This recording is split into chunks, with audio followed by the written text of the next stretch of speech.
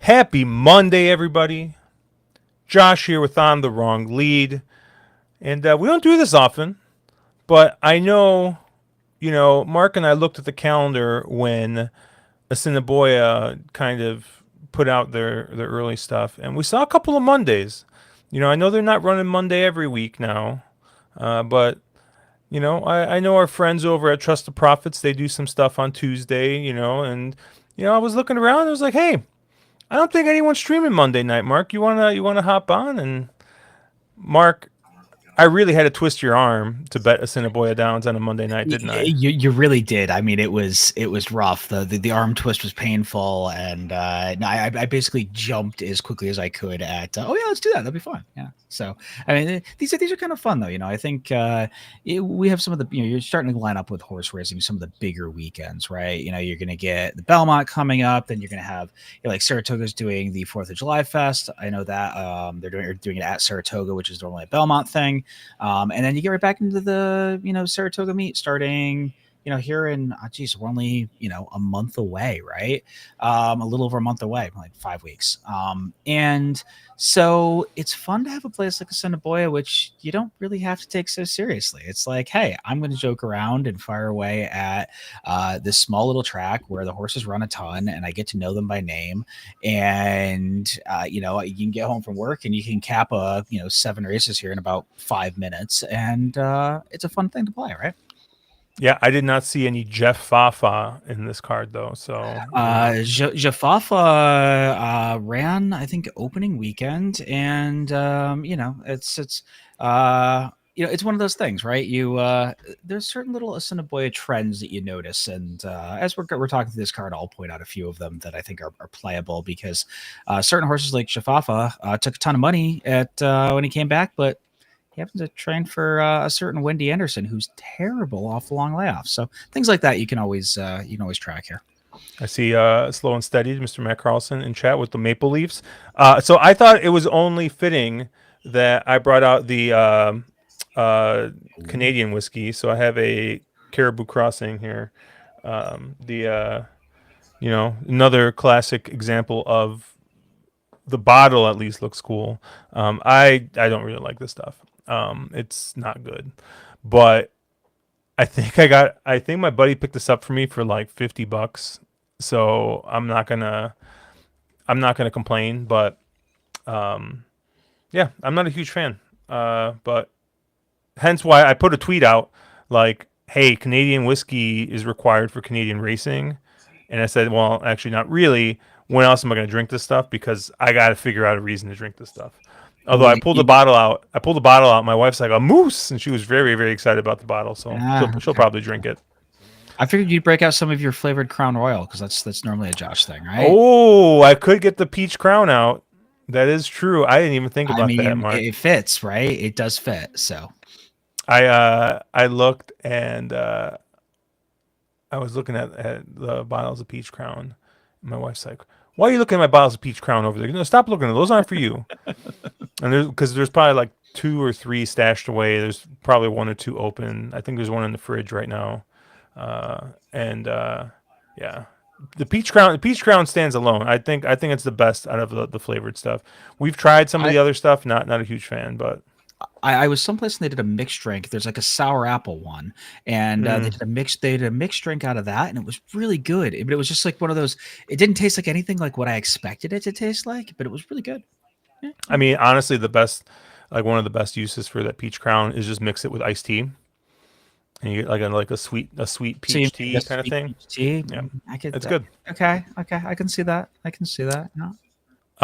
But enough about flavored whiskey. People are not here to hear us talk about flavored whiskey. They wanna see some some handicapping here. So Mark, well, actually, Mark, before we get into this, Belmont drew today, right? Belmont Stakes, um, and I think you kind of had I think in the private chat you kind of had a little interesting comment, right? It's 8 horse field. I mean, draw, does it really matter? I don't think it really does. No, and then that was my take. I mean, I think we joke around about certain things that people make a big deal out about in horse racing, and I think I made a comment about bath photos being more important than the draw in this race. There's nobody here that is, we have those. We have like a Tacitus who doesn't like to be inside horses, or those kind of horses. There's none of those this year. I think that the draw just really didn't affect the outcome here. They're fairly long run up, Mount Quarter, Saratoga, full front stretch to kind of figure out where people lie. So I don't think it's, from a tactical standpoint. I don't know. Maybe if all the speed drew outside or something stupid like that, that involves, but it didn't. So I think that the draw really was nothing bigger. Yeah, Mark, double check your mic because I don't know if it's just me, but it sounded like you were underwater there for a second. So it could just be me. I will see if anyone responds in there, but yeah, it's just not. Yeah, I don't think it matters. Honestly, I think the post, the only horse I think the post might have mattered for, is probably Rodriguez, in that I think he needed to be drawn inside of the other speed, and basically just needed to be like inside like the six post, I guess technically, right? Like 7 post, like and he drew inside the other speed. So I thought that was really the only one. Um, oh yeah, Nick's saying what's better than ass downs on a Monday? Mark having a bad mic while waiting for ass downs. Try talking again, Mark. I think the mic's fine. I don't There you think go. there's anything with the mic. So who knows? It's just There's so probably weird. country This in there, right? happens. Well, here's the thing, Mark. I feel like this happens every time. The only difference is that normally we get on like 10 or 15 minutes before stream and bullshit. And then I always tell you, hey, your mic. And then you like don't do anything and it like fixes itself. But all right, at least it resolved itself. I will say, at least on our friends at Brisnet, I do see earlies up for Saturday. And Mark, I know you're an absolute like slut for earlies. So I may have Wednesday. I may have capped Wednesday, Thursday, and Friday today at work. So and I forgot I'm showing my screen so you can see the there it PPs is. are up Look at already. that. Look at So that. Look that there's horses and they're all in a race. yeah. Um, What are you most excited for Saturday's card? Probably some of the undercard. I'm gonna be fingers crossed, knock on some wood, that the weather isn't as bad as they're calling for, and everything early on Saturday stays on the turf. I would expect the stakes races will. I'd be shocked if they come off. We'd have to get a massive amount of rain, and I don't see that happening. But I think I haven't capped through Saturday yet, but it's at least the Friday card is, because I have capped through Friday. Has some races early and late that are competitive. A lot of the stakes races I think are going to be somewhat formful, but you can definitely make your opinions. And there's some spots to find some value. So I don't think it's going to be a crazy chalk fest. I'll have to take a look at Saturday to really get a good feel for it. So Yeah, I honestly, two things stuck out to me. A New York bred might win Manhattan, so that's kind of crazy. But So I'm gonna I be able haven't. to sit next to Caleb and consistently rub in when a New York bred wins the Manhattan. I can think of very few things that'll make me happier than How that. much money? How much money do you think he's gonna have through Spirit of St. Louis? Zero. Yep, Yeah, the man, zero. the man just can't help himself. I've tried to beat that horse for so long because that horse makes no sense every time he runs, and he just shows up huge and does his thing, and he never runs a bad race, and he just wins. And I've tried to beat it. I'm over it. He makes no sense, and I got to the point where I have to deal with it. Yeah. Honestly, I'm really excited for the Woody Stevens. I think the Woody Stevens came up really good. I think it came up really, really, really good. There's a lot of really good horses in there, and I think it's going to be a fun race to watch. So that's probably what I'm most excited for. Just from a high level, just looking, and that was just from looking at entries. I hadn't even looked at PPs yet. I just saw the horses that were entered earlier today. But obviously Thursday night we'll go into a deeper dive on that Saturday's card, and we'll get a little bit more into it. You're gonna say, Mark? Of course, I mute myself right as you call me, and then I have to like flip back and forth. Sorry about that. I always really tend to like the turf race, and it's normally like a couple of races before the Belmont. That's the filly and mare, the high end filly and mare one that the Nacho Corrales horse won last year. Who I can't think of her name right now. What's the horse's name? She won a ton, but she got like 10-1 in that race. Anyways, but that race always comes up tough and comes up salty, and I really enjoy that. All right, Nick is telling us to get on with it. He says Woody Stevens met 5K claimers at ASD. Hell yes. So Mark, like I said, we don't we don't talk a lot. I mean, we bet Assiniboia, I think a lot, but we don't really talk about it a lot. I don't know how you play it, but generally I play the early pick 3 and I play the late pick 4, and that's about it. And occasionally, if there's something I see that I think is win bettable, I'll go ahead and I'll put a win bet in. But other than that, I'm basically a horizontal man when it comes to this. How do you kind of treat this? Very, very similar. I tend to be very horizontally focused. I tend to avoid the pick 3 and normally go with the early double. Mainly because I think I realize the pick 3 is a very high takeout wager, but they have a really low base. If you're somebody on a small budget, that low base can be a really fun thing to play around with and play with like ABC structuring and that kind of thing. If you're kind of learning that game, I totally see leaning on the pick 3. I just like the double a little bit better early, and I tend to play just the double and the pick 4 because the pick 4 is one of the best wagers literally in North America. Very low takeout. I think it's very approachable, dollar base. So we always like those higher base wagers on this kind of thing. So I think it's a win-win-win on the pick 4. Oh, win-win-win. That's a nice callback. You like that? Yeah, yeah. Do what he won? Was it the Belmont? Arkansas Derby. Arkansas Derby. I don't know. Darn. Look at Nick. Nick is just out here. 25% double bonus on Twin Spires if you have Twin Spires. I do. That's my. And I that's was what I'm playing right now. So I'm not sure I'm not sure how much we're allowed to hat tip this, but I do know our good friends at Naira Bets are going to have a very nice Assiniboia Downs promo for the month of June coming up. I don't think it's officially been announced yet, but I think it's going to be starting after the Belmont Stakes weekend. They're going to run it for the kind of back half of June. Really nice promo that I will be partaking in. Yep.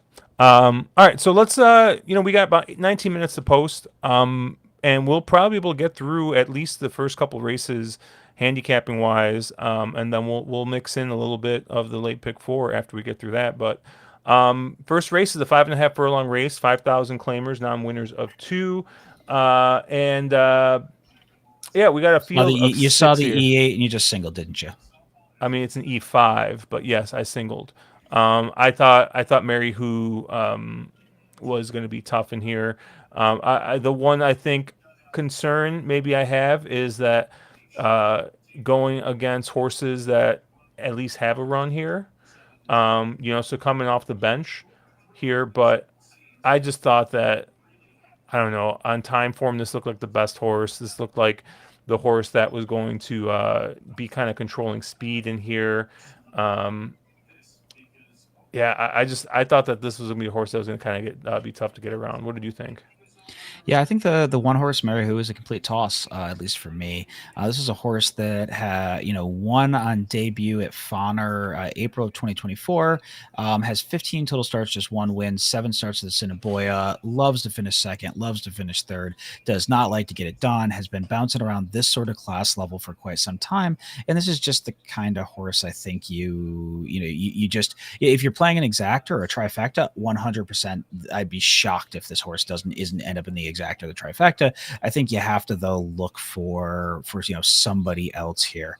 And they've tried different jockeys, they've tried different distances, they've basically thrown everything at this horse, and the horse just doesn't win. The horses I went with, now there's no real win machines in this field, but I was looking for horses that are getting a little class relief. So the 3 Just Oppose and the 5 Blue Tango were the 2 that I was most interested in. The 5 was the one that getting the most kind of direct class relief. Was claiming 5 last time, and OTWL comes back at that level. Second start off the layoff, I would expect a step forward, and you're getting Knight, who is one of the probably 3 or 4 best jockeys, in the colony. And I expect he's going to kind of sit a similar trip to last time, and hopefully the horse will have a little more bottom end getting after having a start. The other one I was interested in, Just Oppose, the 3. Lisa Pruitt does not normally win on the long layoffs, so to see this one win at first ask was actually pretty impressive. I would toss a speed figure out of that. I expect this one again to take a step forward, and Lisa does really well second off the long layoffs. She's 29% off this kind of layoff with a $6.30 ROI. So you're actually seeing the 3 take quite a bit of, well, I think it looks like second choice. So I thought the 3 was interesting. Bennett is not a jock that is somebody I know well, but he got it done at first ask on this one, and I think this horse probably takes a bit of a step forward as well.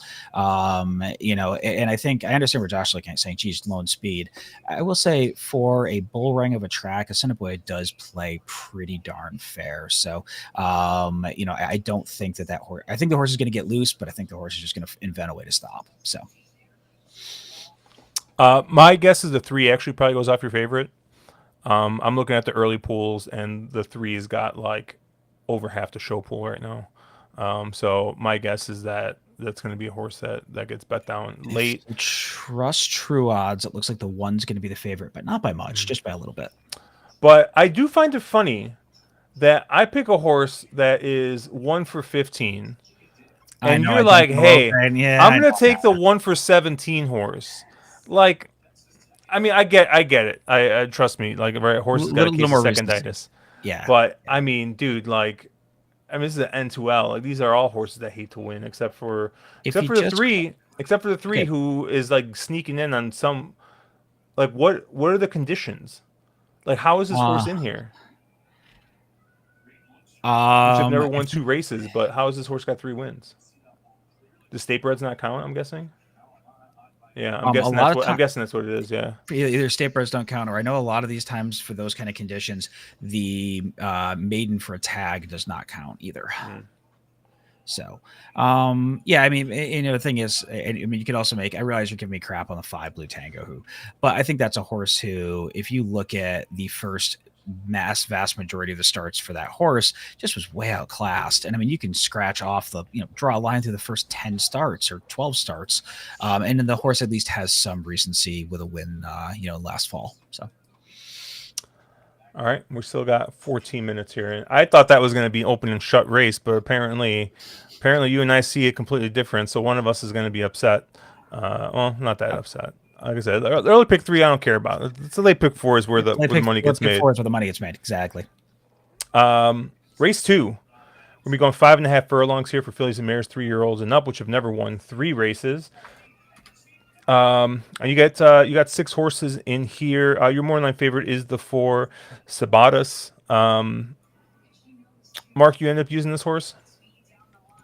Oh, sorry, 1 second. I was doing something else. You're talking Sabatas, who is what, the 4? The 4.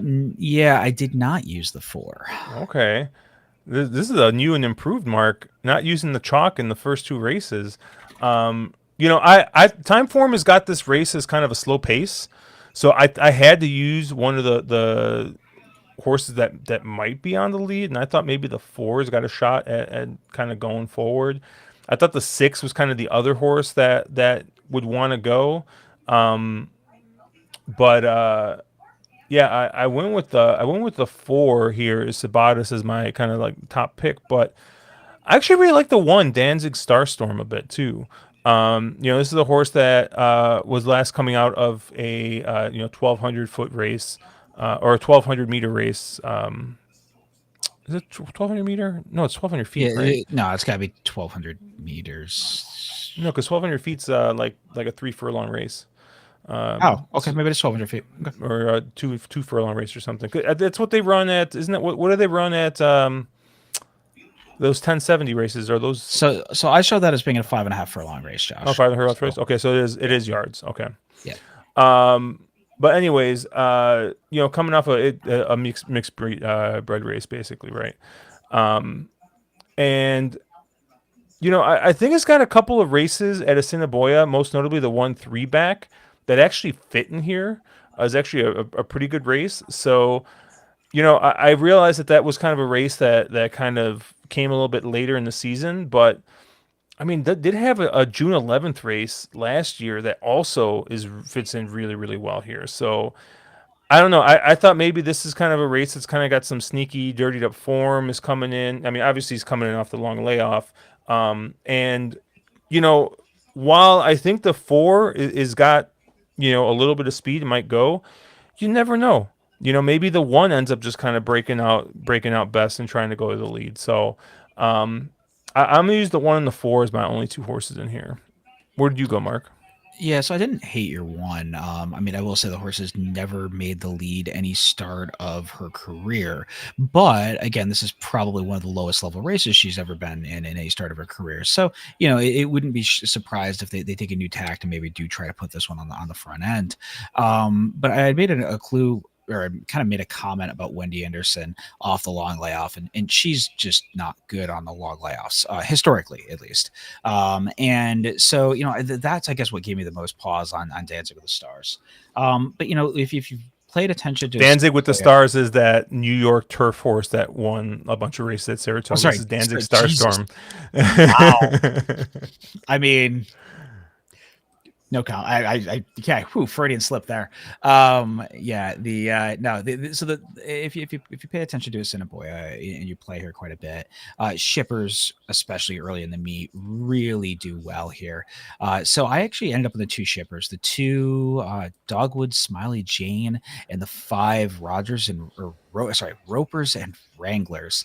Wow, there's some names. Both of them, shipping out of Turf Paradise, Turfway Park on the 2, Turf Paradise on the 5. And we've seen, horses that are, again, shipping doing really, really well. And we've also seen horses coming out of Turf Paradise. And I think it's a thing more that those Turf Paradise horses have, probably been running a few starts during the winter. They're in a little better form. And then similar sort of level, they're shipping north. And you're getting these horses that spend the overwinter in Canada, and they don't do the south to north. And they just tend to need a start normally. And so that's what I kind of worry about horses like your 1, like just a horse that probably, at least in my in my brain, needs a start. So I landed on the 2 shippers.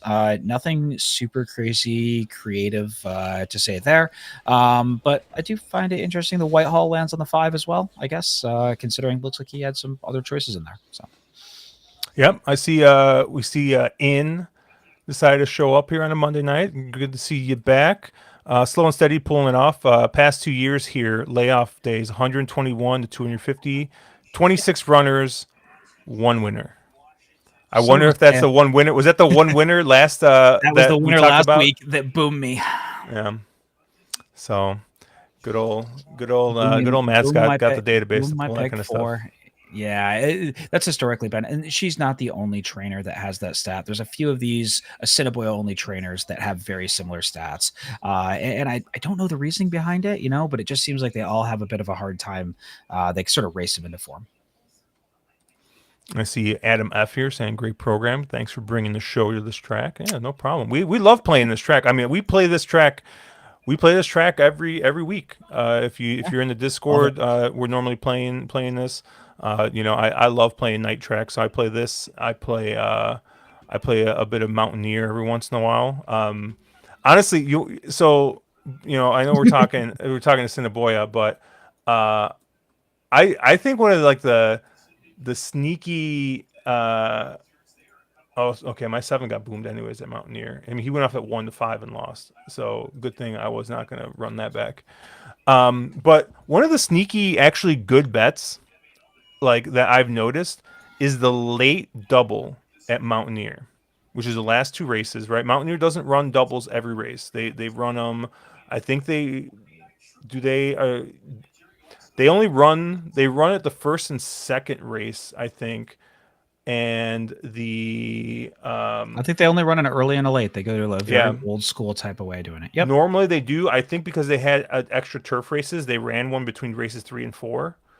But races 7 and 8, right? They run this double. I don't know why, but they always pays better than it should. Yesterday, I had a $10 double that ended up paying like it ended up paying. I think I paid like $350. I cashed for a $10 double, Wow. and I Like think I second choice caught. or third choice or something Yeah, crazy. It I wasn't think like you got big I caught prices. the Yeah. favorite in the last race, and he went off at like 7-5 or 8-5 or something. And then in the first race, it was 9-2. And the And only reason 9 it to 2 paid over 7 to 5 pays 35. That's just and craziness. the reason it paid that much is because the horse that ended up going off as a favorite was actually like 4-1 or 5-1 in the book, right? He was like second or third choice, or he was like third or fourth choice in the book, but he looked like Lone Speed, and sure enough, he was. I think because the lines are kind of bad, it's usually like you can find a little bit of sneaky value there, but obviously not here to talk about Mountaineer. We got 5 minutes to post to Assiniboia, and we got one leg of the the early pick three here. And Mark, I thought this was a spread race. I thought race three was Agreed. tough. Yep. Agreed. I ended up going 4 deep in here, so I took 4 out of the 7. And I got the 1 and the 7 as my top picks here. But I'm also going to be using the 2 and the 3.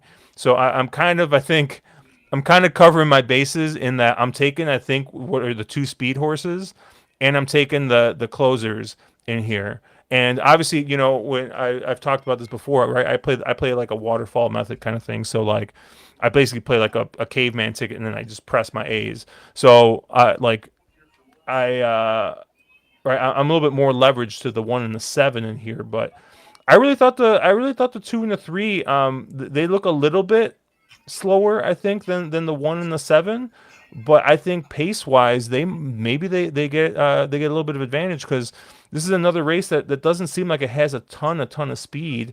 So maybe the 2 or 3 can maybe steal us on the front end, but where did you kind of land here, Mark? We landed really similarly here. I will agree with you. I think this is if you're going to hit the all button on any race tonight, this is the one I would hit the all button on. I had the 2 and the 7 as my top 2 choices, and then I had 1, 3, and 4 as my Bs. The only horse you didn't talk about is that I would talk about is the 4 in form, who is a horse for another one of these trainers who's not good off the long layoff, may have just needed that start, that May 5th start. And I think actually the little bit of a stretch out might be better for this one, whose best stuff seemed to have come going 7 furlongs. It looks like both of the wins were at 7.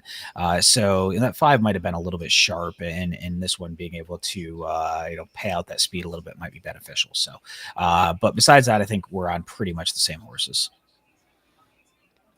Yeah, I am going to go ahead and put up my little pick 3 here. So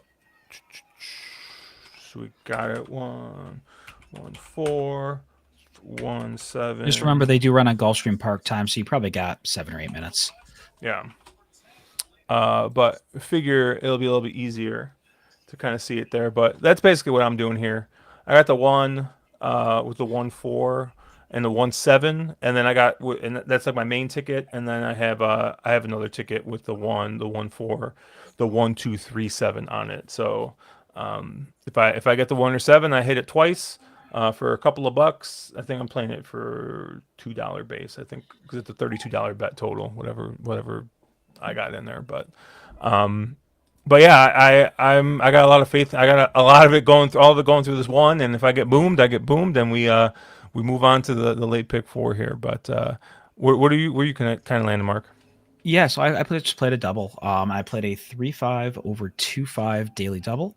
And I mentioned that's the 2 shippers in the second leg, and I'm tossing the favorite that Josh is singling in the first leg. So we see this very, very different in the first 2 legs, and I think we see the third leg very similarly. So yeah, but I just thought I'd play the double. That 4 looks like it's going to take a lot of money in race 2, and my 5 is going to looks like be second choice in there. So I think doubles were paying okay, and I'll kind of just approach it that way. You got it. Cool. Oh, I just noticed this. Slow and steady. Ed DeRosa, mega recent trends. She's 1 for 1. She's 1 for 1. So, oh man, yeah, yeah. It looks like the 3 just kind of ticked favored here real quick. I think it's going to be Oh, close okay. between the 1 and 3. Kurt likes the 2. Kurt's got the 2 on top. That's not. I don't think it's the horse we talked about. Yeah. This is I mean, the 2 does have some interesting things. Again, this is the shipper that's in the field. But my issue is the horse has just been absolutely wrecked the last few. I think I haven't heard what he's saying, but I mean, imagine he's going to say, "Hey, Fawner and Turf Paradise shippers have been doing really well. Let me just kind of go back to that well, and I'm getting the right price to kind of dabble." And I don't hate that approach at all. It's just a horse though that I want a little bit of something, and there just really has not been a lot there for quite a while. Got some other bets rolling in. We got a 3-3 daily double here from Matt, so he's gonna be rolling with that. So he agrees with me more than he agrees with you, huh? I mean, he's the smart one, so he's the one with all the computer nonsense. I'm the one who bets into a pool that gets that cashes a ticket when the tote goes down. So, dude, I legit felt bad for you guys. Technically I didn't cash it actually, but you got refunded your yes, yeah, you refunded your winning wager. Yeah, that was just that was rough, but. It's just like the thing is like I had mentioned this a little bit on our podcast, right? Is like, like if that's what happened, like that's what happened, like whatever, right? But it's like, man, if it's not one thing, it's another thing that just kind of gets in your way betting horses sometimes, right? Like if it's not the tote going down, it's the computer sucking all the value out. It's the jockey stiffing you, and for just not knowing where the wire is. Like I mean, it's getting the stewards to DQ or not DQ. It's just like playing. It's just like death by 1,000 cuts, right? So it's like when an honest mistake happens like this, where it's completely out of everybody's control, right? It's just like what the hell, You forgot about the failure to turn the finish line lights on. Oh my god, I forgot about that. Oh, that was at Saratoga, right? That was at Saratoga, your first time up. That was in a 4-horse field, I think. Nick asking if we trust Matt outside of Hung King. Now, I have to ask, why did Hong Kong get auto-corrected to dude, Hung King? What is your search history? Do we need to if you drop dead, one of us needs to go to your place and wipe your search history or something? Nick, I just hope. Well, actually, I don't know what's worse, if it's like his phone or if it's his wife's phone. Like I don't know. I don't know which one's worse. That, yeah. I mean, sorry for Mrs. Severs. Matt saying we both cash in. His computer stuff does not work anywhere but Hong Kong. So it's like Mr. Trifecta. Mr. Trifecta, his stuff used to work great for harness, and then he would use it for thoroughbreds, and it would not. It would not. No. Fat thumbs. Been there. Oh man. All right. Looks like they're. Changed my Twitter handle. Love it.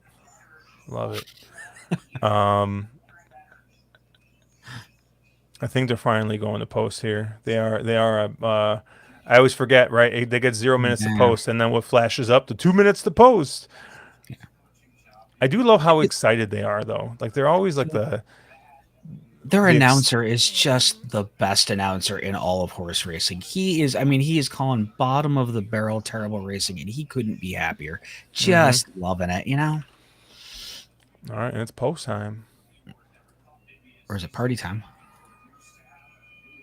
Oh, you don't get the commercials out there, do you? Damn. No. There used to be the Saratoga commercials on local television. Though, is it post time or party time?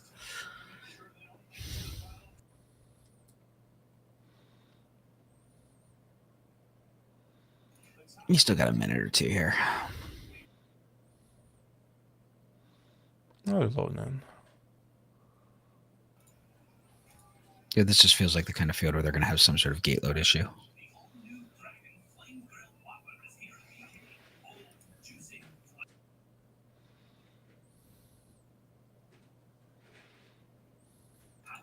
So what are the chances I can successfully trade?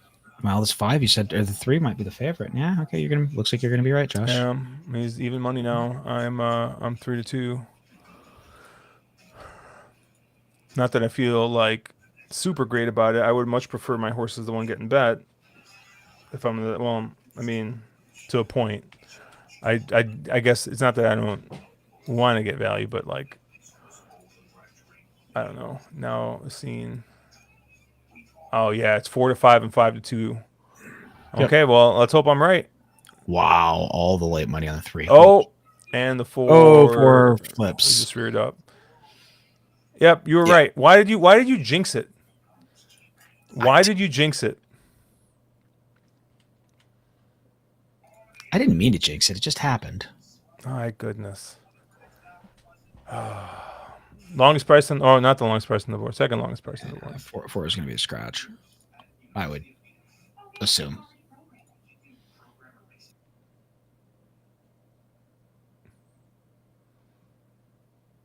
I'm like, they're going to back him out, right? They got to.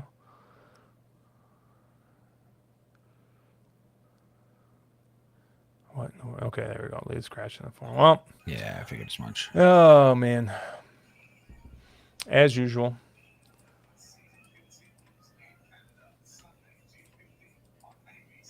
So Mark, obviously, with Belmont coming back and coming up into your backyard. Yep. Is this the last year they're doing it?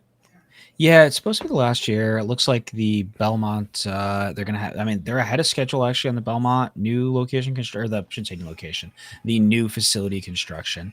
I know it was our good friend Andrew Champagne was, well, he's notorious for going on little rants, and he was on a bit of a rant about, yeah, how can it be the most greatest magical blah, blah, blah thing. And I'm like, well, you know, Andrew, they're at the same exact location on the same exact track. They just rebuilt the grandstands. Like, this isn't like they completely moved Belmont to a new location and completely rebuilt it or something. But anyways, yeah, it looks like this is going to be the last. You know, I was very hopeful that we would get at least a Triple Crown shot on the line at Saratoga, because that would be amazingly cool. Although that horse would perennially have the asterisk next to its name. But if we lose Pimlico, isn't every horse after that fact going to somehow have the stupid asterisk for the same reasons? So no, I think it's yeah, it's good. It's nice to have Saratoga back. I have a friend texting me. She wants me to go over and watch the Gin Blossoms with her tomorrow, because they're shutting down Broadway in Saratoga.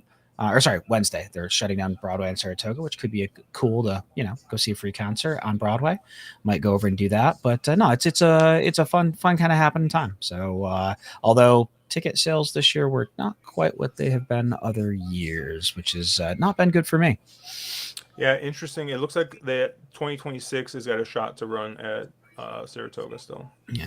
Yeah, they're talking. They haven't ruled it out, but I haven't heard any sort of construction delays or anything. So I kind of be surprised. I think they would really like to run next year, but we'll see. They'll know more here by the fall.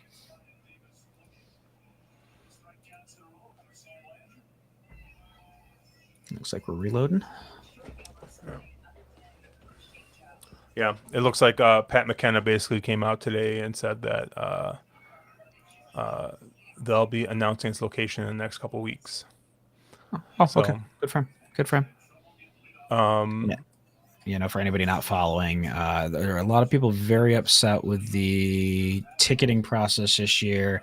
Naira uses Ticketmaster, you know, jacked fees up, and they're basically double dipping the fees, because your initial buying your tickets, and if you want to resell them, there's another fee again, and so people are rather frustrated. And I know there are a lot of people who bought tickets couple of months ago to the Belmont Stakes, and now are realizing that, oh, if I want to go Thursday, I can literally buy a ticket on a reseller cheaper than face value, which they said they would never allow to be done. So there's some fun stuff like that that people are not so happy about.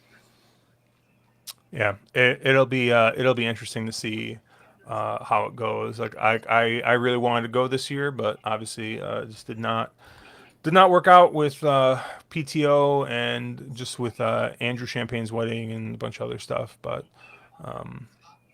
I'm hoping to get out there this year because it doesn't seem like I'm doing a disc golf trip this year. So I should have. Oh, now they scratched a 5. What the heck? I wonder if the 5 got clipped when the 4 was freaking. Interesting. Well, this 3 is 2 to 5. Let's see what doubles look like here. I think I should probably just cancel my bet. I just canceled mine. I'm going to play it back, but you know.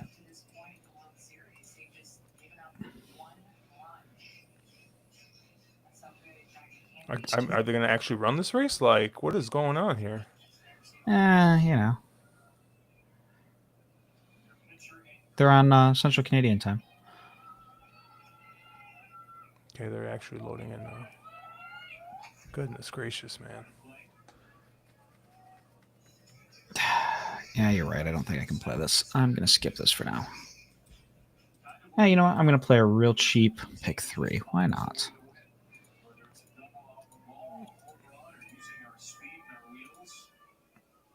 Okay, 3 over 2.5 over 2.7, pick 3. Oh, and there you go. Race actually went off. Hello.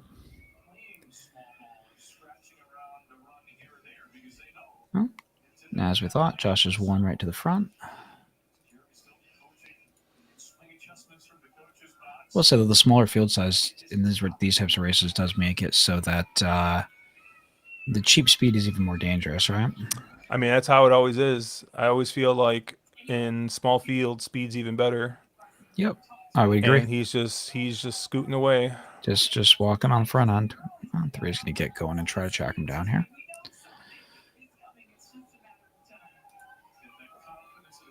I can't tell if the 1 is just... Okay, now he's asking.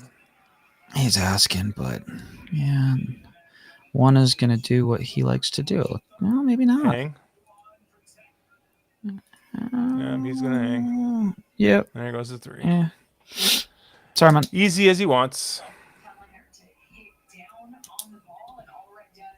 Yeah, I mean, it's just one of those things. You see form like that, and I realize I was picking your horse for being whatever, but you know, you always see second, third. You just kind of go, okay, there's your underneath exacta type. And in hindsight, the 3 over 1 exacta was the world's easiest wager, right? Yeah, I probably didn't pay anything with a 4-horse field though. $6. Yeah, $3 for a buck. $3 for a buck. Oh, turn your. We got. Let's see. We got. I don't know. We'll see what their post time looks like. But we got some time, so we can start looking at this late pick 4, I guess, Mark. Sure. Since we want to get some late pick 4 tickets in, obviously before the end of the night. So late pick 4 here starts in race 4. And I actually thought, Mark, that this was another kind of sort of spready race. I went 3 deep here. My top pick was the 5 Speedy GG. Obviously, it's on E7, right? But you know, this is another horse coming off a really long layoff. Yeah. Right. But this is a horse. This is a trainer that is actually really good. 90 days plus away, right? So this is one that is able to kind of get these horses ready to go. You get, I think, what is the leading jockey currently in Pravian Badri, yeah. So yeah, I thought that this, you know, I'll take a shot here with this 5. The other horse I'm going to use the 6. Always the Little One, who's another kind of speed horse here. Just won a like I said, one of those like weird tweener races with the mixed breeds last time out. So it does have a little bit of recent form, and does seem to like this like 5.5 furlong distance. It's got a win last year at going this distance. And you kind of maybe excuse the 6 furlong tries where maybe it's just a little too far. But I don't know. I thought that you could make a case here for 6, always the Little One here, with not as long of a layoff as the 5. And then I also took a shot with the 1 here with Antonio Whitehall aboard. And this, just like I said, this is kind of this is the horse that they were kind of going a little bit longer distance last year, going that 6 furlong distance, and they cut it back just that half furlong, and that seemed to make all the difference with the win in the second there. Is kind of staying at that level, coming back to the non-winners of one in a year. Yeah, I thought that the 4 here was or the 1 here was an interesting horse, and I thought you're gonna get a little bit of a price here. So I got the 1 and the 6 as B's, and I got the 5 Speedy Gigi here as an A. Where did you kind of landmark? Yeah, so much like the race one, I'm gonna kind of flip around your plays and kind of give you how I saw it. Speedy GG can beat me. That's a horse I'm gonna draw a line through. I think if you look too back at that horse, claiming 7,500, horse won by 4 3/4. They went up in class, and the horse didn't run terrible for that much up in class, but definitely at some point the class sort of does matter. To see this horse coming in off an almost 2 year layoff, and to see them going absolutely to the bottom of the barrel, putting this horse in for a claiming 3 when the horse had been competitive versus much better. I realize it was 2 years ago. Maybe this is just the level that horse needs to be at, but this kind of screams that something went wrong and they're just trying to get rid of this one and dump him off. If you look at the works coming into this, the works are nothing to write home about, like at all. And again, at this level, they're probably not horrible, but it's just this is the kind of horse I go, man, there's just a lot of suspect stuff in there. I realize Badger gets up, and that's the only reason that I want to use the horse at all. But it just feels like this is not the type of horse that I'm super interested in.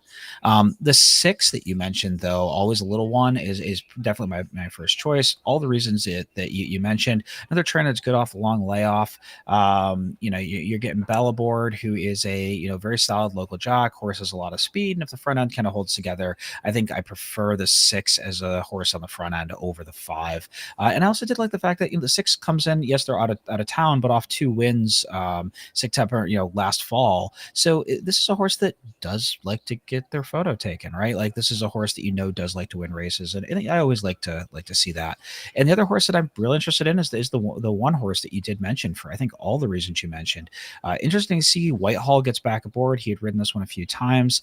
This one's finally getting down to an appropriate class level. You can see when this one was running, claiming 75, claiming 5,500 was getting beaten. And then they've kind of played the game of coming down the class ladder, and now they're getting to really some appropriate levels.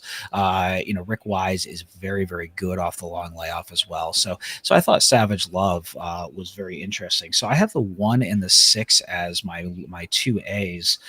But I do agree with you. I think you could go a few other ways. And I have 2, 4, 5 had written down as B's. So I think I have basically the whole field. I think the one you should mention is Otter Pup, who's a horse that has 3 of or 5 lifetime wins at Assiniboia.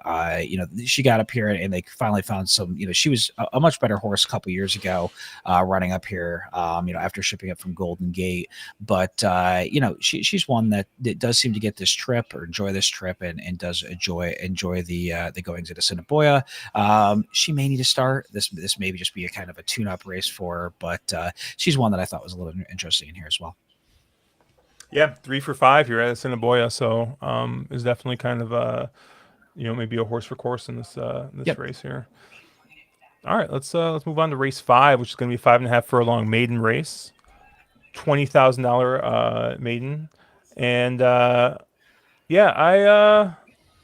landed on 2 horses. This is a race where I'm not using the 4 bottle caps, so that means Mark. That means you're using the 4, right? I am not using the 4 anywhere. All right, there we go. Okay. There we go. We're both fading the same horse. Okay. Where did you land on? So I landed on both the droppers in this field, the 5 Warshell and the 6 Red Road Runner. Both of those horses are, coming out what should be tougher races. Especially I think the 6 will probably be your post time favorite and fairly short at that. Again, you're getting Badgery, as you mentioned, leading rider on the meet. For a trainer that's phenomenal on these, second off a break kind of situations, 36% I'm showing second off a 180. So this one should have gotten the screws tightened in the last and should be getting down to an appropriate or getting I should say class droppers. I said class droppers. What does I mean? Sorry, I'm thinking of the race a little further along. But with the 5 and the 6, with the 6 specifically, you're getting a lightly raced horse and a horse that I think still may have some upside. You've seen kind of that improving form pattern. And with the 5, you're getting a horse that's coming out of the Fawner circuit. I mean, I kind of mentioned that you don't normally hear Fawner shippers being well thought of, but this is probably easier company than a maiden 10 at Fawner when they ship to Canada. So I thought the 5 and the 6 were the two most interesting horses. I have nothing interesting to add. I have both the 5 and the 6. They're the only two horses I'm going to use.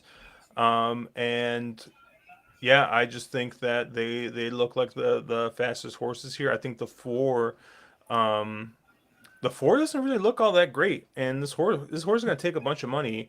This is an 0 for 15 horse, similar to my horse in the first, the horse that loves to run second. Um, I think you could make a case, obviously, that the 6 is finished second and third. I mean, he's hit the money in all 5 of his starts, but this is a much more lightly raced horse, right? Yeah. And I think the 5 is got the added benefit of having some speed, some tactical speed, and um, and oftentimes in these maiden races, it's just like the horses don't like to pass each other. So, um, yeah, I'm not getting anything different than you. I'm 5 and 6 here, and that's it. The only other horse you probably should mention that you hadn't mentioned, or neither one of us had mentioned, is the 8 Silver Creek Kid. Another one with a kind of similar scenario. Again, Tap Horn doesn't have a huge amount of data on these sort of moves, but a horse that you're getting these second start of the 3-year-old season, horse that probably needed to start off the long layoff, all those similar kind of reasons that I landed on somebody like the 6. They're very, very similar horses, although I think that the 6 off the layoff ran a much better race than the 8 did on that first race. So I may put the 6 in front of the 8, but I think the 8 could also take a step forward here and be a player. I just thought at 5-1, I think that you're just not getting the value proposition you need to really make that play. All right, race 6. We got a 5.5 furlong allowance race here, and your morning line favorite in here is going to be Be La Soul at 7-5, Medicine Dog at 9-5.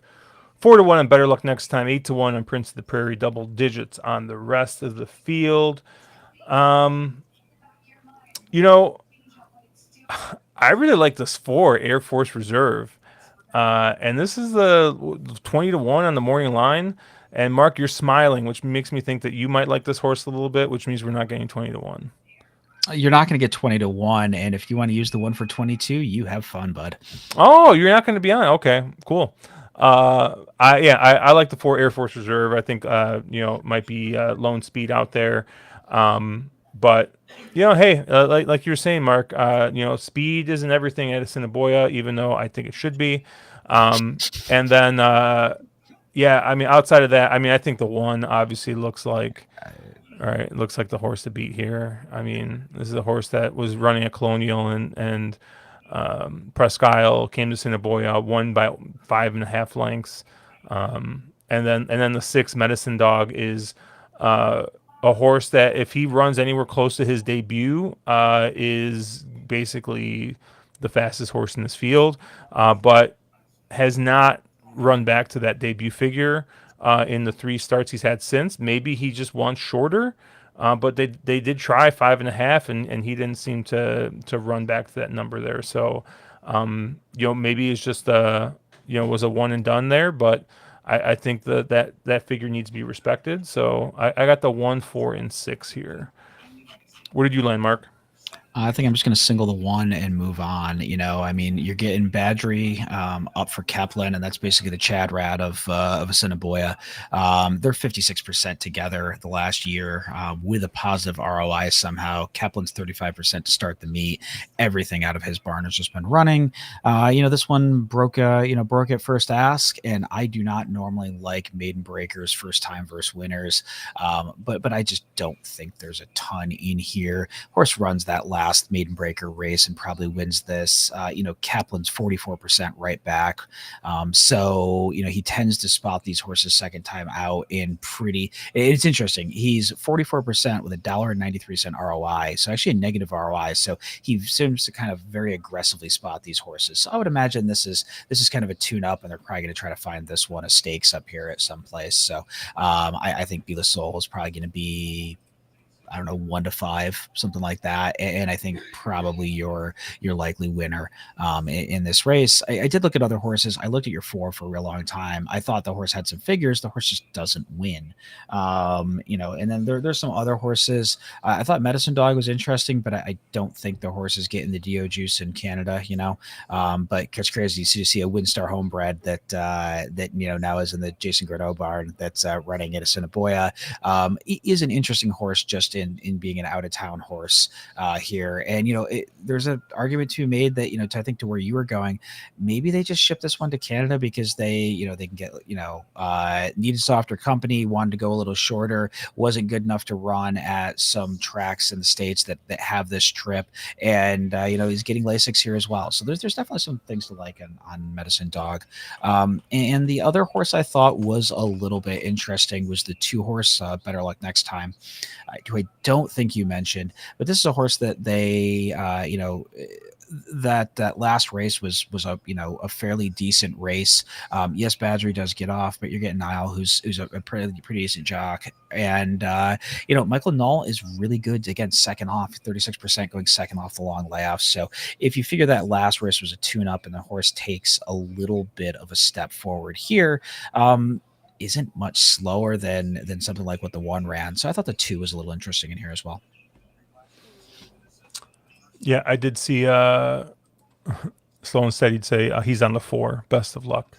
So there goes that. Race 7, payoff leg. I thought this one was also kind of a little bit of a spready race. I went 3 wide here. I got the 5. It's Not the Law, which is, it seems to be like a horse that's kind of improved each time out here. Just missed last time. Was ahead by a length and a half. Then the head, and then ended up finishing 3rd and kind of got caught. Not a huge fan of the price, especially I don't like seeing horses that are lone on the lead and get caught and lose. But I don't know. I thought that the figure came back okay, so I'll give him another shot here. I like the 6 Tree Hugger. And this is one that's had a couple of tries here, but gets the Mario Bino aboard, who's winning at 26%. And this is the horse that they ran twice at 5 furlongs. They're going back to 5.5. His 5.5 races from last year actually look a little bit better. Maybe this is one that they're trying to just kind of run into form. It's kind of surprising that this horse hasn't won yet if you look at some of the back figures here, but I think maybe they just finally dropped this one down far enough that this is the horse that should win. And then the number 7, dubbed Saint Angel, at 50-1 on the morning line, which maybe is a typo, because I like in a what is this, like a 10-horse field? I don't know how you make a horse 50-1, but I guess maybe they really think this horse has got no shot. Mark, I like maybe I'm just like making shit up here at this point, but I looked at this horse, and I mean, some of those races don't look that bad, right? I don't hate it at all. No. Like I get the last one, right? I mean, the last one was a mixed breed race. There wasn't even a speed figure. He finished 4th. by 17. Right, it was first off a long layoff, but you kind of go back and the races at Assiniboia, I mean, are just as fast as what anybody else has run here. And this is still kind of a lightly raced horse, right? This is a 5-year-old at this point, but this is a horse that's only had 6 starts, right? So I don't know. I think some of the figures fit. I think this is the horse that's just dropping off a cliff here, and maybe is just going to find the right field. The trainer is actually 2 for 9 with first time in his barn. He's yet to win this year, but he's got 3/3 in 7 starts here at Assiniboia. And Matthew Bennett's got a win in 9 starts here, so it's not like it's not like we got like the worst type of connections here. So I don't know. I thought that 50 to 1 with a horse that actually on paper kind of fits, I thought was kind of ridiculous, but it's going to be on my ticket. So I'm 5, 6, 7 here, Mark. Where did you land? Yeah, so I took, I have a lone A in here, and that's the 3 horse, frankly, who I think is going to be fairly short and probably going to be more like, I don't know, 7 to 5 or 2 to 1 kind of range in this field. Biggest class drop in racing for the Nault Badgery combo, who are very good together. If you watch me and things that I love to chase, I love horses who show speed and then stop and then get either a second star or class relief, and that's exactly what's happening here. That the horse went, wasn't going crazy fractions last time out, but went to the front end, showed that it was pretty brave, and then just got faded a little bit in the lane. So I think, frankly, getting some class relief in here, time form seemed to really like that last effort, which was the first effort of a 3-year-old season. Oftentimes, going 2 to 3 is a big improvement angle, and I think the 3 is just going to be real tough in here. Should be controlling speed. I imagine they go to the front end once again in here, and then the other horses that I'm going to have that one as an A, but I kind of want some saver tickets to some horses I think are going to be some stupid prices in here. WS dubbed Saint Angel the 7 is one of those horses for all the reasons you mentioned. A lot of dirtied up form, a lot of 0 for a million trainers, been in some barns that are pretty terrible, and getting into a barn that isn't a massive step forward, but at least has some horses that have been some runners, so far. The other one that I thought is a huge price and I thought is actually pretty interesting is the 1 horse Zippy Season.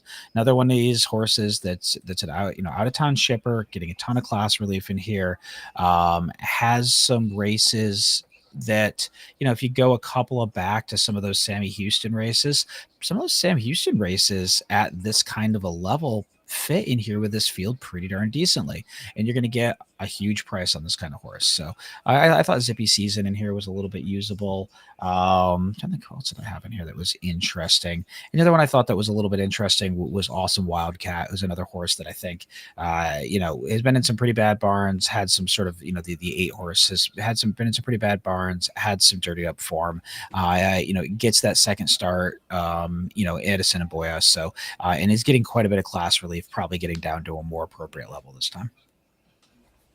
So we've got about 1 or 2 minutes to post here at race 2, Mark, and then we'll post up our pick 4 tickets here in a little bit.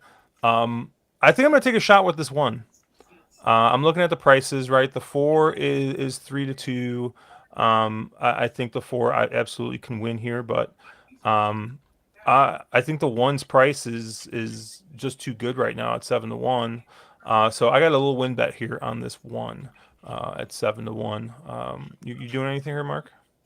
I have a pick 3 I started in the last that's live to 2-5 and then 2-7. So I need the 2 or 5 here.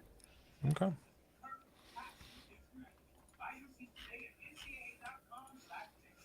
You would have thought with like how delayed they were that first race that they would be in some kind of hurry, but I think everything's moves a little bit slower in Canada. I think.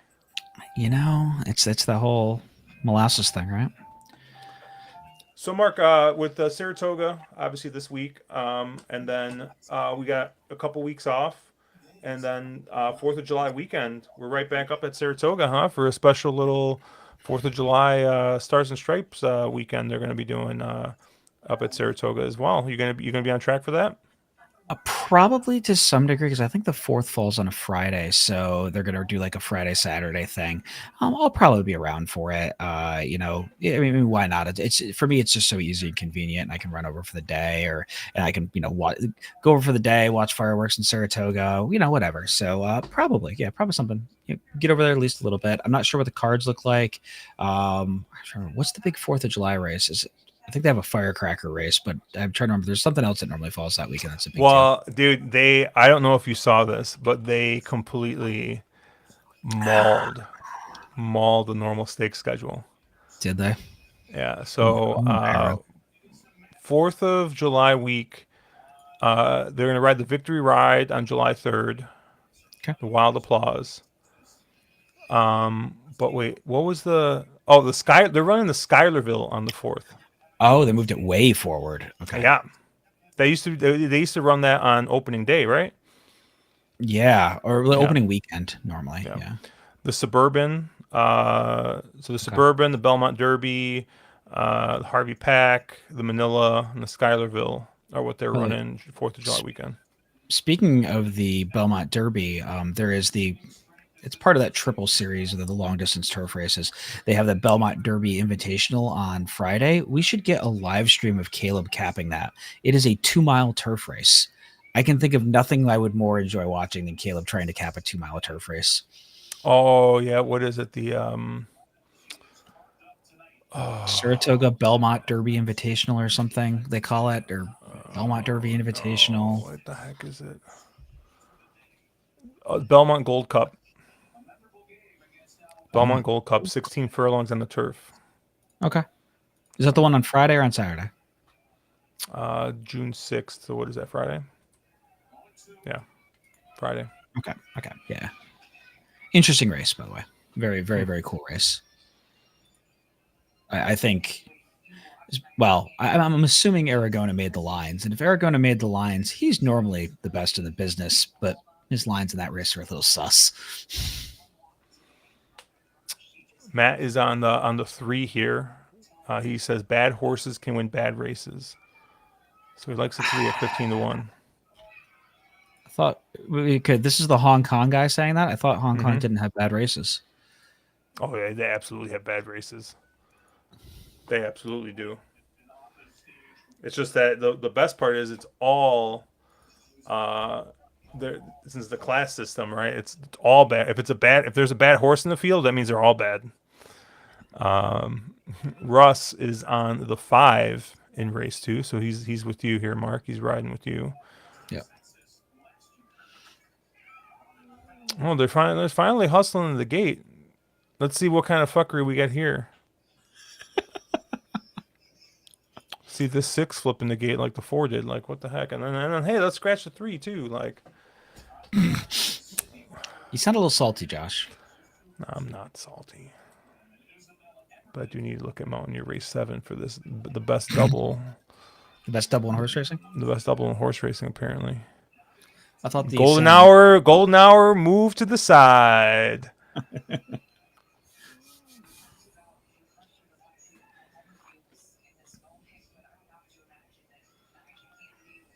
Yeah, I do find sometimes those get out doubles, you do get some wonky payouts, and I just really wonder is it people hedging pick fours and pick fives or something, or that kind of thing. Like I don't know, but I've seen that myself, so I agree with you.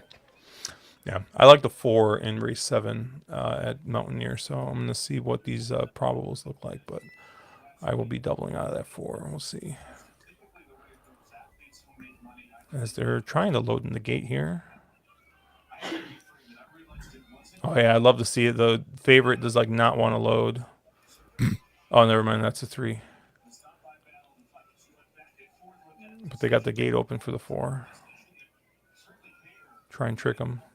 There's no gate. Look it. You can see right through it. Got him.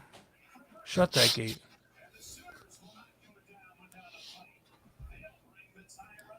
Oh my god, dude! I saw like a bunch of legs behind the gate. And I thought someone flipped. I thought a horse went down to its knees. I'm like, you gotta be kidding me right now. All right, they're loaded in here, and they're off. The 6 broke like a rocket. We didn't even talk about the 6.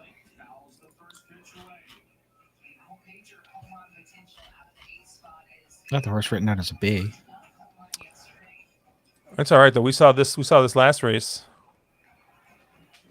Horse that broke. He came back. Yeah. Oh man, he took a bunch of late money. Yeah. Yeah, It's a bad line. he That's a went from. bad line. Well, he was 18 to 1 or something live, and now he's 6 to 1. And now he gone? Who is this on the outside rolling? That's your 5.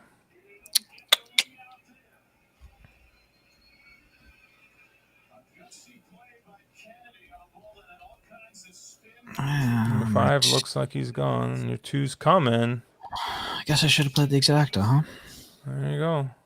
5, 2, 4. 1. Chalk, chalk. Cool. Man, was way off there. Mountaineer saved me. Things I never realized you could actually utter, right? You know. Yeah, like Russ was saying, the Turf Paradise shippers. I think anytime you're seeing out of town shippers coming north, they're just in an advantage. They're facing better horses, and then they're just getting a lot of class relief just in the the newer company. Well, that's the thing, right? Is like with NorCal not running anymore.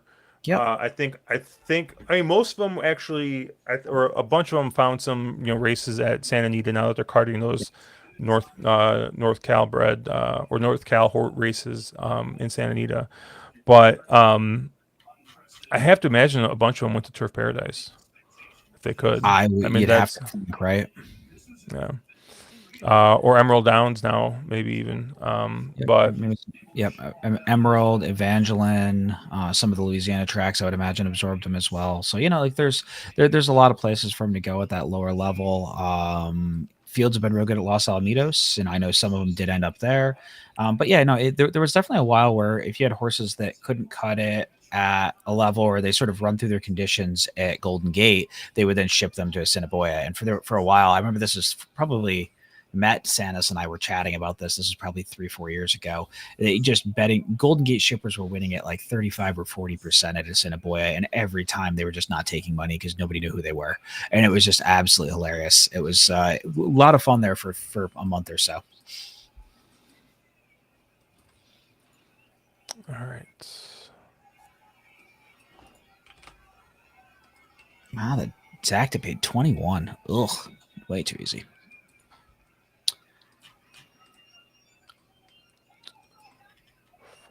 Yeah, you're gonna make me say I'm gonna play. Oh yeah, Canterbury. I totally forgot about Canterbury, Nick. Yeah, another one that absorbed a lot of them. But yeah, Josh is gonna make me spit out a pick 4 in here, and I'm not quite sure how deep I'm gonna go here, but it's gonna be some sort of an ABC structure. I'm not quite sure what it looks like.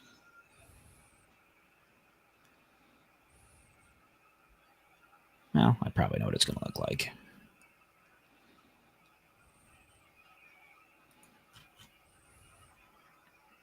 So are you gonna be playing Belmont from Living Room Downs? I actually don't know. I gotta.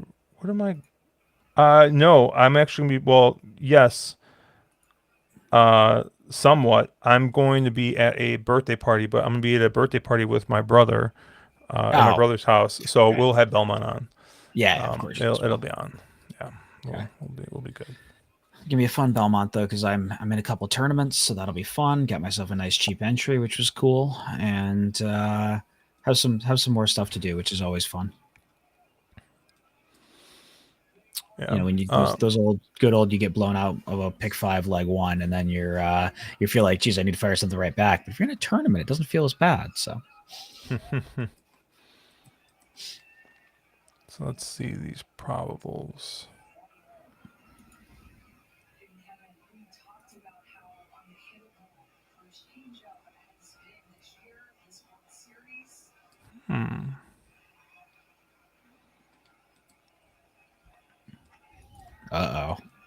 I can see Josh thinking from here.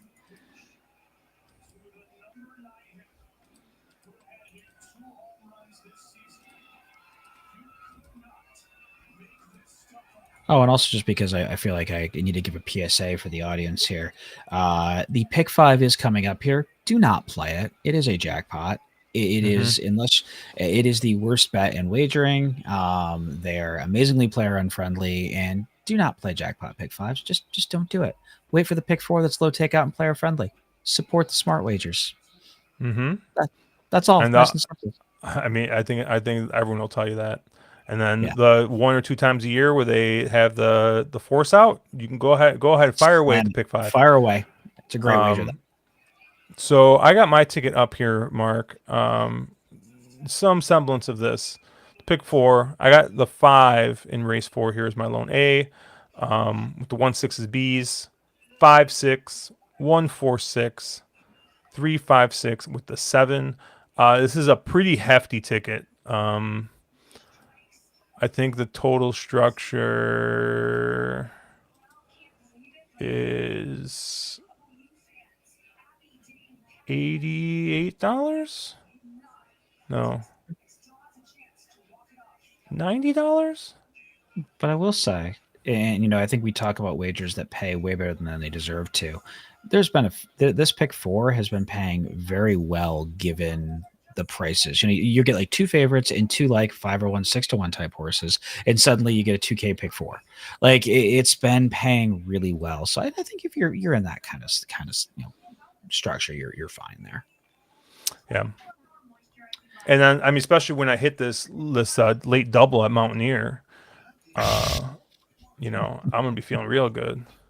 I got the 4. I'm singling the 4 here in this late double at Mountaineer, and then I got the 2, 7, 8 in the closing leg with the 7 pressed. So we'll get out. We'll get a little bit of Mountaineer. But what's your pick 4 looking like, Mark? Are you still messing around with it? I think I'm going to A-B it. So race 4, my A's are the 1 and the 6, and my B's are the 2 and the 4. Race 5, I have the 5 and the 6. Race 6, I'm going to single the 1. And then race 7, I'm going to have the 3 as an A, the 1, 5, 8 is B's, and the 4, 7, 9 is C's. Oh, goodness. C's. So C's, right? Yeah. So what I normally try to do with this, and because of how that'll structure out, I can put a little leverage. I can play the all A's for 3 or something, 3, 2, 1 kind of a structure, or a 5, 2, 1 kind of a structure. 3, 1, 5, 8. 4. You forgot the 9 in the last one. 4, 7, 9. 4, 7, 9. C's. Yeah. Well, look at you go. 1, 6 over. 1, 6 over 2, 4. 2, 4. In the first leg. I fat fingered that like Mr. Hung King. Yeah, so something like that. That sort of an approach. And for me, that gives me a little bit of fun, a little bit of coverage. Yeah, won't be that expensive. I would imagine I can probably play it as. Like I said, it would be a 3, 2, 1 or a 5, 2, 1 kind of a structure, and it'll cost $100 kind of a thing.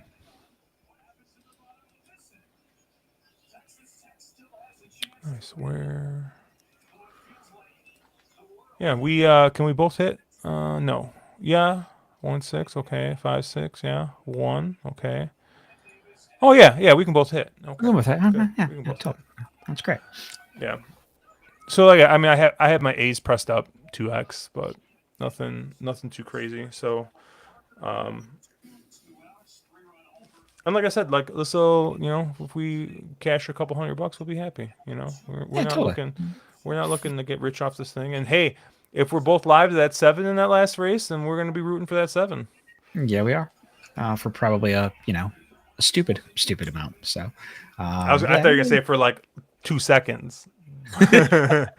No, for a stupid amount. So yeah, do a little farming a little cash for Belmont weekend, right? So But we'll say for anybody playing along, obviously, if you're looking at Belmont, pay attention to the weather forecasts. There is some weather that's going to be rolling through, but it's New England. So if you don't like the weather forecast, wait 15 minutes and it'll change. And yeah, it looks like a really, really good card. Wednesday, Thursday feel like kind of normal Saratoga-y midweek cards to me.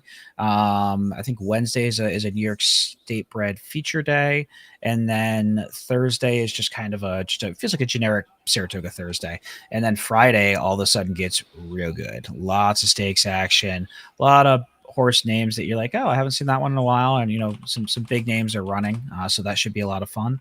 And then definitely Saturday will again take a step forward, and you're gonna have some real deep fields, and you're gonna have some fun races. So should be real interesting. I'll be there. I'll be on track Thursday, Friday, Saturday, Sunday, I think is the plan right now. So shoot me ping on Discord or ping me on Twitter if you're around, and love to chat and say hi. Caleb, I'll be there with Caleb and Papa Night. That'll be fun. And then I'm gonna kind of have a couple of different friends that are gonna come different days because we had some extra tickets in the block that I was in. And if you happen to be up and are looking for Cutwater seats, well, let me know. I think it's now what are they calling it? It's not Cutwater anymore. It's the Coors Light or something, but it's the top of the stretch box section. Comes with food and bev as well this year. That's a new thing that they're doing up there. So I don't know what it's going to be like with the food and beverage piece, but we will see.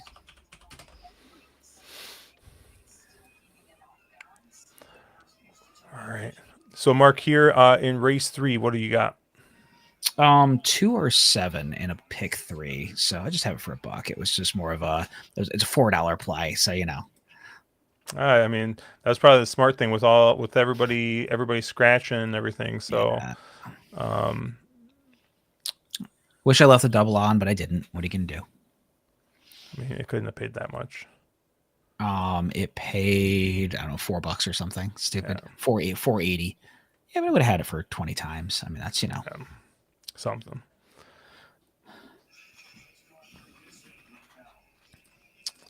And for those of you wondering, of course, we'll be live Thursday night at our normal time. I think we should be able to make our normal time. So 9 Eastern, 8 p.m. Central. We'll be covering. We'll probably cover some of Friday, some of Saturday. There's a bunch of special bets if you're just a complete degenerate and love playing those 2-day wagers. There's a 2-day, I think, Turf Pick 5 that they got going, which is going to be tough with the weather. But they got that going. They got, I think, a couple other 2-day things. They got, I think, doubles and all kinds of stuff. So you'll be able to pick your poison. I don't know, Mark. There might be a chance. I'm gonna see what it looks like, but maybe I might toss a bet share out there. So no group ticket. I'm not doing a group ticket because F that. I don't know. Maybe I could be convinced into a group ticket possibly. Well, I don't know. We'll talk about it. But I think I might toss in the bet share, and I think maybe we can talk. After we handicap it, and just basically just put the horses that we like not like I said, strictly not unscientific, right? If this thing ends up being like a $300 ticket, like who cares, right? Yeah. And then we'll just toss shares out there on Twin Spires, just the easy way, right? We don't have to worry about anything crazy. If it's a $300 or $400 nonsense ticket, so be it. We toss it out there, and we we put it out there, and we just see what we'll see how many shares people want to take. I mean, if we end up taking most of it, that's fine. We're just kind of firing, but I don't know. I feel like I don't know. I think there might be 1 or 2 legs where we're not going to be super spread. So it might it might be a little manageable, but we'll see. We'll see what it ends up like. We'll see where we end up at. I mean, if we're all in four legs or some nonsense, then maybe we don't do it. But if it looks good, maybe maybe if we leverage it up to $1 or $2 or something, and let people buy a piece of action. But we'll see. What sequences were you thinking specifically? Because I would think that the 2 day the 2 day pick that all turf, that might be a little hard. I don't know if I want to go after that, because knowing my luck, they take 2 legs off last second and all of a sudden it becomes a pick 3 and it's a stupid wager to do that kind of bet share thing at. But if they have like a stakes pick 6 or a stakes pick 5 or something like that, we can definitely let's take a look at the sequencing and figure out what Yeah, makes the well, most sense for something. Yeah, I'd yeah, be game for that. yeah, because then that's something super easy. Like the only thing, honestly, the one thing I don't like about the group tickets is just like having to handle all the money and like do all that. But like That's yeah. at least with a bet share, right? They make it easy enough, right? That's just like, they put that out there. Well, apparently it's not allowed in California, which is nuts. Mm. But You, okay, you, Nick, you Nick, can I'll DM you. I'll DM you. We'll take care of you. Don't worry. you can bet on what silk colors in California, but not a bet share. Yeah, that's Yeah. great. By the way, is anybody actually looked into that triple try thing that they're trying to run in California now? Yes. Yes. Is it an actual triple try? Yeah. So Matt has been tracking it, and they've been running it for a year, or close to a year. Where was it? Oh my God. I remember but I think the thing is only up to like eight. The carryover is only up to like $8,000. Has it been hit? No, I Oh, don't it's just think been so. taken out. Okay, yeah. No one knows. No one knows it exists. That's why. Yeah. Maybe He it's said only stopped. 9.2 million to go to make that carry worth playing. Yeah. So, yeah, yeah, no sports betting in California either. Oh, That's true. The damn tribes and the casinos, they can't get on the same page. It's just they blame each other, and then nobody gets Nobody anything. wins. Yeah. Yeah, it was really funny. So I listened to a couple of gambling podcasts and that are based in one of the guys is based in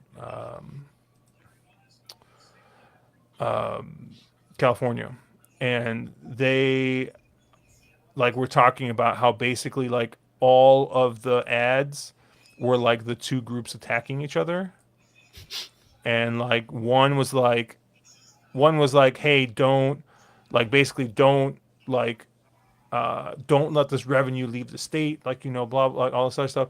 And then the other one's like, don't like you guys already stole things from the Indians once, don't do it again, or the Native Americans or the indigenous. I Yeah. forget Yeah. what wording they use for it, but it was basically like you already stabbed us in the back once, don't do it again. And it's like, damn. Like they're going for that. So they each sponsored individual measures, right? Mhm. One that allowed in person only for the tribes, and one that allowed it like at the tracks, casinos, and online, I think. And both of them failed. Like neither of them got enough votes. So like they just kind of like killed Well, I each think other, and now they got to wait another like 3 or 4 years, I think, to try it again. isn't Florida not legal either? I think It's there was legal some. now. It Oh, just is it? Okay, passed. Yeah. yeah. That was the one state that was like, "Are you kidding me? Like, how is hmm this not passing?" Yeah, but I think they're one of those like real restricted ones too. And like the thing is like the now they can't like people they can't help themselves now. Yeah. Illinois is trying to pass a tax on every single wager, Hmm. flat tax, 25 cents on every single wager, Oh my and it's just god. going to absolutely kill. Like, I mean, like it's going to kill a lot of the rec players, which I guess like, all right, they're going to have to put minimums on the bets, right?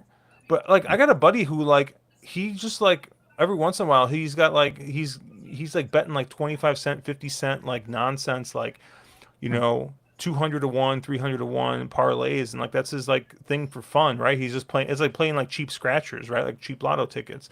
And that's just like what he likes to do, right? And he like, it's like, he like $20 will last him a month, like, cause he's just like having fun with it. And it's just going to completely kill that because they're going to they want to tax per wager. Anyways, we're 1 minute to post at Mountaineer.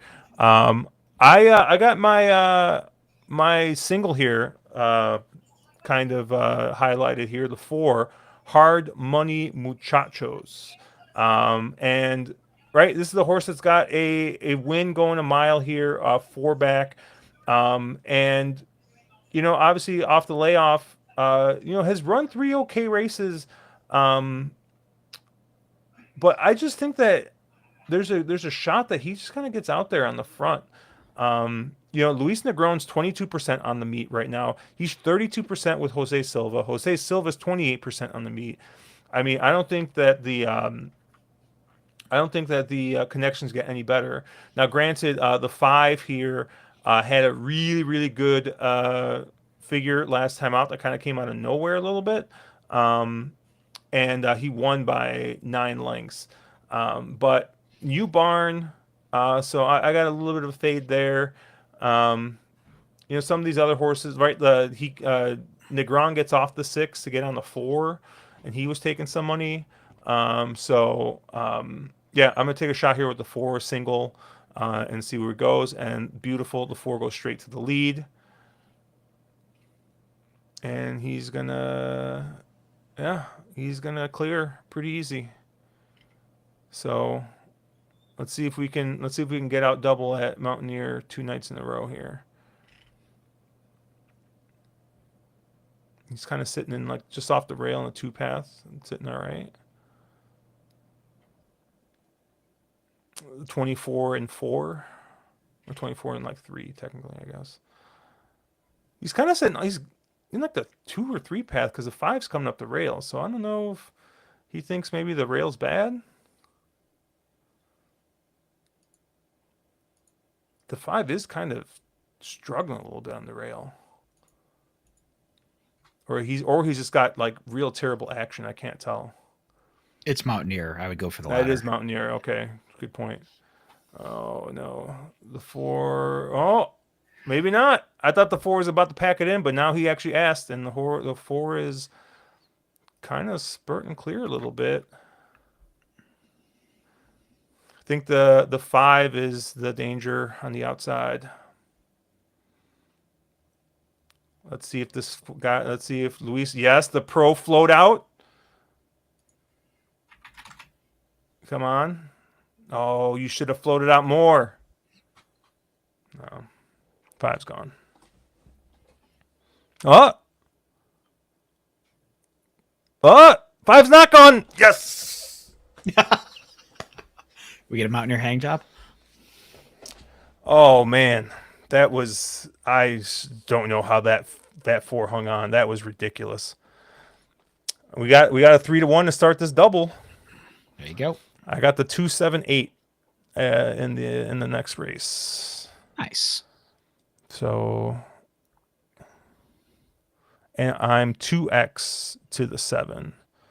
The 4-2 double got hammered a little bit, but the 8 wins were dancing. Dancing? The 7 wins were dancing too. We're feeling all right. Wait, if the 8 wins, are you buying tickets to come to Belmont? Oh no, okay, not that much. Oh. But if I hit this, if the 7 wins the last at Assiniboia, we might get a last minute ticket. I might just get a metro ticket. I might just take the train. Man, if the train had Wi-Fi, and I could work on it, on doesn't the have Wi-Fi? I don't know. I've never taken the Amtrak. Yeah, Amtrak's got Wi-Fi on every train. You just, Dude, you literally, you sit down, and it's like sitting in first class, like size seat in an airplane. You fold it down, you sit there, you throw Wi-Fi up, and you take work calls while you're traveling. I do it all the time. Let's see how long this damn Amtrak is from Chicago to. It's probably takes you like 3 days to get there, though. Nah, I don't think so. What's Union Station, Chicago? Union Station to, is it Schenectady? You would go to Rensselaer. Yeah, but I think. Oh, you go Schenectady. Schenectady. I think Schenectady it lines up better if I remember correctly. Wednesday through Sunday.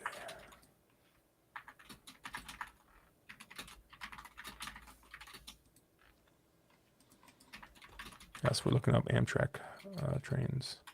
It's only $200. I would say it's probably. I can probably get you a flight cheaper than that. It's only $200. It's a long. It's a long. Isn't it like a 12 or 16 hours or something? It's a 2 long days. Time, right? Yeah, it's 2 days, right? Like, yeah, you'd be that's not enjoyable, man. It leaves at oh no, it's overnight. Okay, so it leaves at 9 p.m. and then gets there at 2:15 p.m. the next day.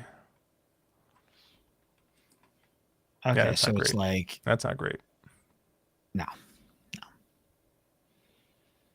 and then you got to take the little spur that goes up to Saratoga. I can pick you up the train. Oh, at that point, you'd pick me up. I would call for an Uber, Mark.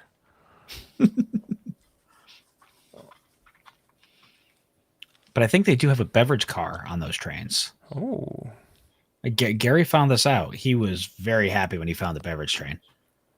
Cause they had like tall boys, so like it was decent stuff. yeah. It was like Dogfish Head or something, you know. He was like, Yeah. Well, like I said, like the thing is like I was even looking at just flying up for Friday, Saturday, like just yeah, flying up Thursday night or Friday morning. yeah, But I just waited too long to buy flights. I mean, I just fucked up because there was a point where they were just super, super, super cheap. Nick asked me what the plane ticket cost. Normally for me, so I have to admit, I'm very spoiled. All right, I'm very spoiled because I live in Chicago, and flights out of Chicago, if I have to pay more than $300, something is terribly wrong. Basically anywhere in the U.S.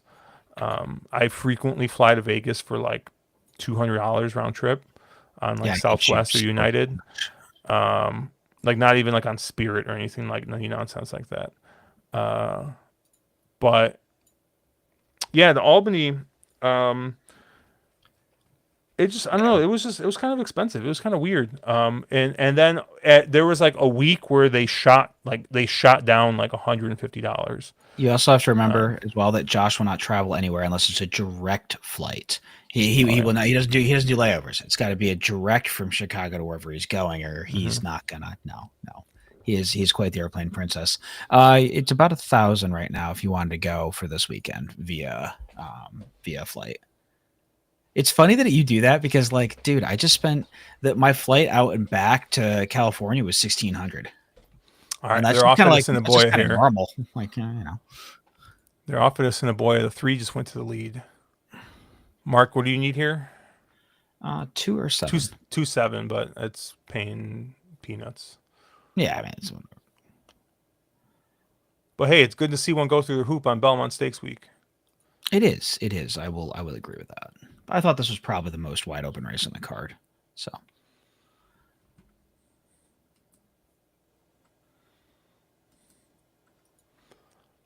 And the speed is fading. I'd rather have one go through the hoop that actually pays something. But The 2's good enough. I think he might try and sneak up the rail. let's try to sneak up the rail. Oh, he saved all the ground. And 2 might just trip out, or 7 could be good enough though. Get up, do it.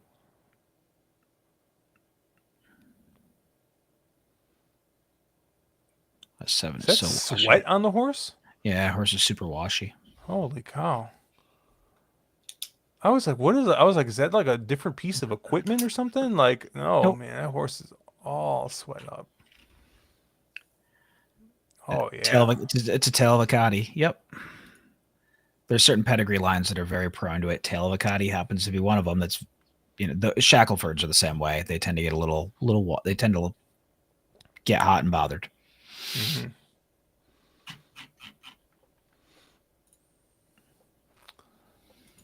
All right. Well, Mark, I don't know what you wanna stay till race 4, or you wanna wrap up. No, man, I'm good. I'm good. This was fun. I think we got to talk through the pick 4. We got our structures out there. We chatted a little Belmont, kind of all the things.